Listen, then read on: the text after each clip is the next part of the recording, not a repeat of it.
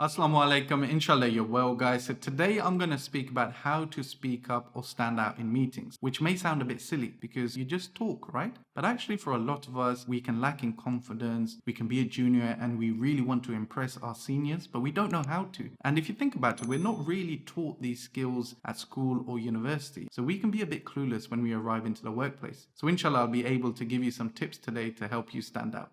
The first thing I want to speak about is the pre-work that you should be doing. Before you go into the meeting, you should already know what it's about. Now, I am seen as the go-to person for controls or risk-related matters. So what will happen is people will often book in a meeting with me without providing much context. So when I get an invite, which I'm not really sure about, I don't know if I need to prepare anything, I always reach out to the person on Teams. I keep it informal and I'll just say, hey, give me a bit of a heads up. Tell me, what is this meeting about? And do I need to prepare anything? And this tip sounds really obvious. Of course, you're going to know what the meeting is about before you enter. But actually, I've seen it a number of times and been guilty of doing it myself, where I'll book in a meeting and just write catch up. Next minute, we're talking about a project which the other person isn't prepared for. So guys, always know what the meeting is about beforehand, and just flipping it around. If you're someone who's booking that meeting in, say you're a junior, make sure you add context to the body of the calendar invite, explain to people what the meeting is about, what are the key points that are going to be discussed, and ideally, if you have an agenda prepared, attach it to the invite. Or if you don't, just explain that the agenda will follow shortly. So that was step one, guys. Make sure you know what you're turning up to. Don't go into a meeting blind.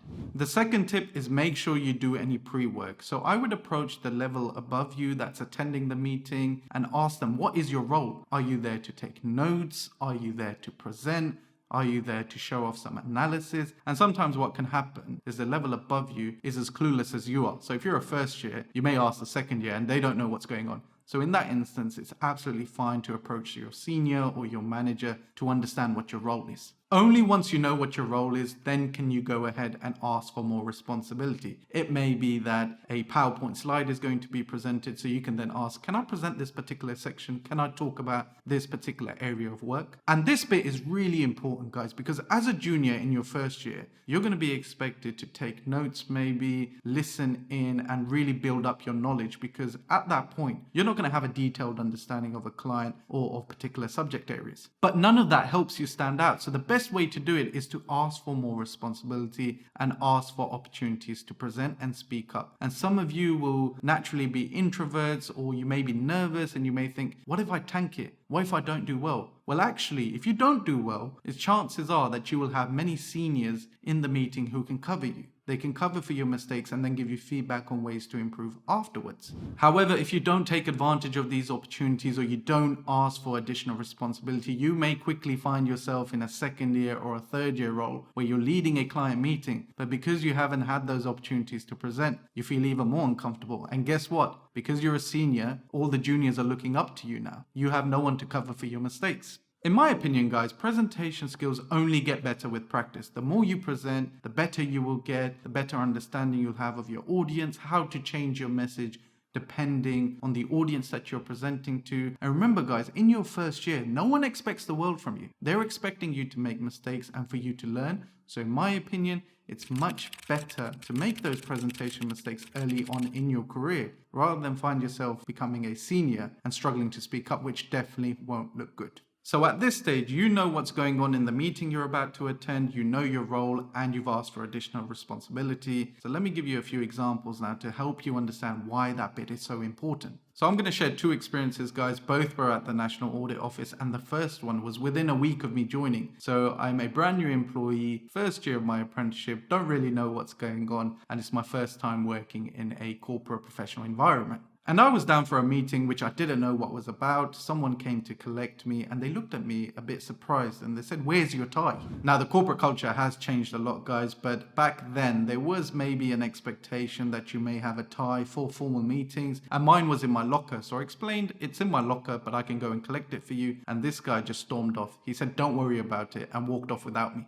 Now, at that stage, I'm 19 years old in my first professional role, and someone's just walked off from me in a bit of a huff. I was a bit shocked, but annoyed at the same time. The second experience was when I was taking notes as part of a planning meeting, and I was taking these notes on a laptop. I didn't realize it at the time, but the keyboard was clicking away, was being quite loud, and that was annoying the audit principal. So he gave me a bit of a death stare as to stop taking notes on your laptop, mate. It's getting really annoying. Now, I'm not going to sit here and justify their behavior because there is no need to give someone a death stare in the middle of a meeting or equally walk away in a bit of a huff from someone. It's completely unprofessional. But actually, on reflection, if I'm critical of my own behavior, could those situations have been avoided? And yes, absolutely. Because if I had been more proactive, I had sat down with them beforehand, said, what is this meeting about? What are the expectations? What are my requirements? What do you expect of me? Those situations could definitely have been avoided. Now, guys, if you are asked to prepare something, maybe the agenda or the PowerPoint slides, make sure you check in before the meeting with your line manager or the person supervising your work. Make sure the materials that you prepared are suitable for the meeting. And you can also use that as an opportunity to ask any final questions. Maybe ask about a tie. Do I need to wear a tie?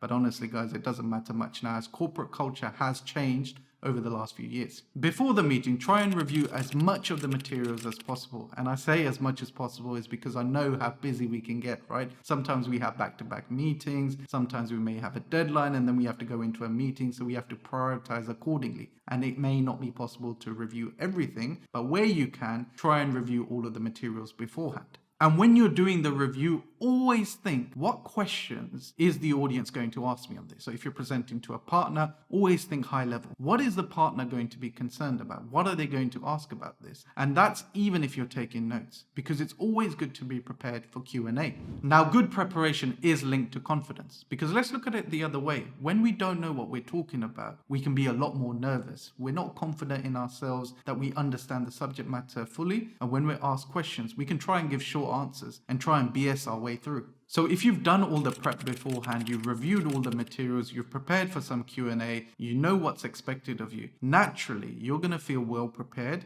and you're going to feel more confident in speaking up at the meeting. So now you're about to attend the meeting, and on a side note, guys, try and attend early where possible. But I say it again where possible because I know full well sometimes meetings do overrun and you may end up being a few minutes late. Obviously, always apologize, but people are understanding of this. But going back to the meeting, guys, try and speak as early as possible. And I say this from experience because sometimes when you don't speak early, you find it more difficult to speak up as the meeting goes on. And it doesn't have to be work related. So it could be at the beginning of the meeting and simply asking the question, how are you? How was everyone's weekend if the meeting was on a Monday? These questions help to break the ice and build up your confidence. And guys, if you're asked, how are you? Please don't say I'm good. It's a default answer for a lot of people, but it's just 3 words. It doesn't mean anything. And actually, it may give off the wrong impression. I don't want to have a conversation with you. I don't want to build a relationship. So I'm just going to give you a default answer. I'm good. So using myself as an example, guys, I've been back in the office for a few weeks, but because people have been working from home, I haven't met everyone. So when they meet me in the office, they'll ask me, how are you? And my standard answer is, you know what? It's great to be back in the office because I can't deal with this working from home stuff. Now, that's not what they asked me. But the response I gave actually is a conversation starter. Oh, why can't you do working from home first? It's building a relationship. It's building rapport. Whereas if you just say, I'm good, that's it. You've essentially killed off the conversation. Another tip is have water or a drink with you sometimes, guys, because when you're in a meeting and you may not speak for a while, when you do eventually speak up, your voice may croak a little, which may then set off panic alarms and you may feel nervous. So it's always good to have a drink with you just in case that happens. Another tip, guys, is make sure you ask questions when you're a bit unsure. Now, sometimes we can avoid doing that, but actually what happens is we end up going through a meeting and we've not understood it fully because we've avoided asking those all-important questions. But there is a balance, guys. You have to play this right, and it only comes with experience.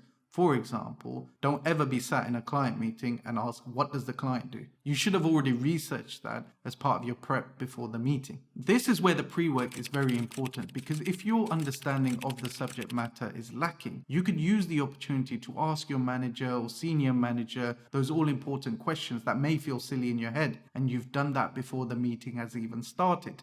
And this is where it's also important to understand your audience and what are they going to be more interested in. So as an example, I've been in meetings with senior vice presidents. Now they're not going to have a detailed understanding of the process. They're going to have a high level overview. So actually their questions will be more around what's the impact? How have we come across this issue before? So actually, although you may be prepared on the subject matter and what's going on in the current year, you don't have that previous understanding. So again, another example of why the pre-work is so important. Guys, if you are presenting a PowerPoint slide, 2 tips for you. 1, never read off a slide. Because what is the benefit that you're adding? If you just wanted to read off the slide, well, you could have given that to everyone involved in the meeting and just said, come back to me with any questions over email. So don't read off the slide. And secondly, it's worthwhile writing down a few bullet points on the points that you want to cover off. And that means that when you're going through the slides, you're not missing any important information out. You're covering the key bits, and that way you're keeping order in your presentation. And I'm also going to share a tip that a director gave me once, guys, which is if you're asked a question and you're genuinely not sure, you don't know the answer, never say, I don't know. The words I don't know, again, kill off a conversation. Where do we go from here? It doesn't give the other person faith in you. A better response in that situation is, you've raised a really good point. I'm going to look into it and get back to you later. And then to really give the other person confidence in you that you will get back to them at the end of the meeting, you can clarify the action points. Right, this is what we need to do, and give them a rough timeline of when you'll get back to them. And that looks great, guys, because A, you're taking a lead. B, you're giving the other person confidence in you that you're not just going to forget about these follow-up points and you were just BSing them in the meeting. And C, most importantly, it's another opportunity to speak up. The final tip I want to share, guys, is that no one is born with confidence. No one is born as an introvert or an extrovert. You only get better at presenting with practice. And the fact of the matter is, we are more comfortable presenting to our friends, people that we know, instead of strangers. So if you know you've got a meeting coming up with a manager, director, partner, whoever it is, go into the office, have corridor conversations with them. You see them alone in the office, knock on their door, ask them how they're doing, build that relationship so that when you go into that meeting, you're much more comfortable presenting because you know the other person.